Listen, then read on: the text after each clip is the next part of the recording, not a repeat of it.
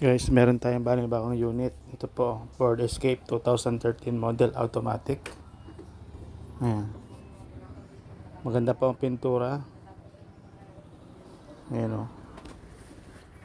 Wala po siyang mga gas-gas, bangga. Indication po na may tama ang pintura. Maayos po yan. At ito guys pala ay 90k lang po yung tinakbo niya, yung milyahe niya.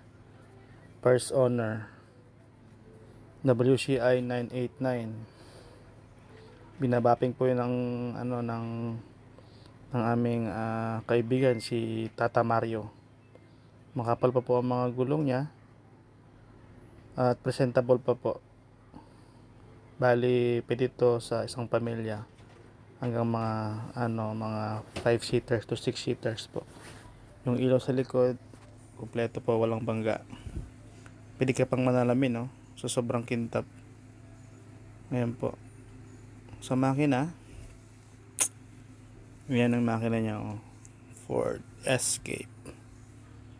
Bago po yung kanyang baterya, Motolite.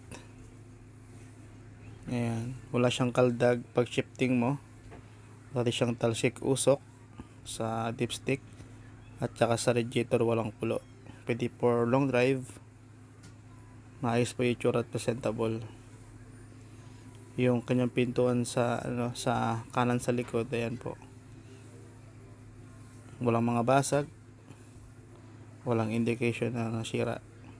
Crack o anumang mga bagay na pwedeng masira at mapulas ng bibili. Ayan yung loob niya. Ford Escape. Sa left side, sa likod, ayan din po. Complete. Malakas ang sounds. All power. Naka nano ceramic tint pa yung niya. Yung tint niya para hindi makita sa loob. Pero hindi siya ganun ka dark, mild lang. Ayan po. Yung upuan sa likod. At sa harapan sa kanan, ayan din po. Wala po siyang basag. Kompleto. Ayan. So, bagay ito sa mga mahilig mag-travel kasi automatic to, hindi siya nakakapagod i-drive.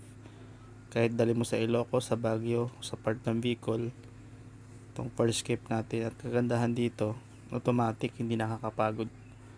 Pagdadali mo sa malayo, pindot ka lang, apak ng silenyador.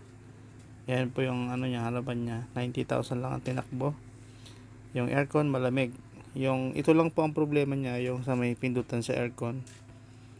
Mayro basag yung hawakan. Nilagyan nila ng improvise pero gumagana po at malamig. Pwede ka po mag-jacket. Mostly ang mga Ford naman maayos yung mga aircon nito sa taas po, malinis din. Kompleto ang mga ilaw. Ayan. So salamin, walang basag. Gumagana po mga ilaw niya, ang gauge, pati yung speedometer. Ayan po, automatic transmission, gumagana po ang drive 1 tsaka drive 2. Sa labas, ayan po yung itsura. Kasi press na press talaga ang itsura nito. Makintab sa 2013 model. Magandang itsura niya. Shiny. Pwede mo itong itabi sa mga high-end na sasakyan ngayon. So guys, yan po yung ating unit. Papalo naman po yung page ko. Maraming salamat po.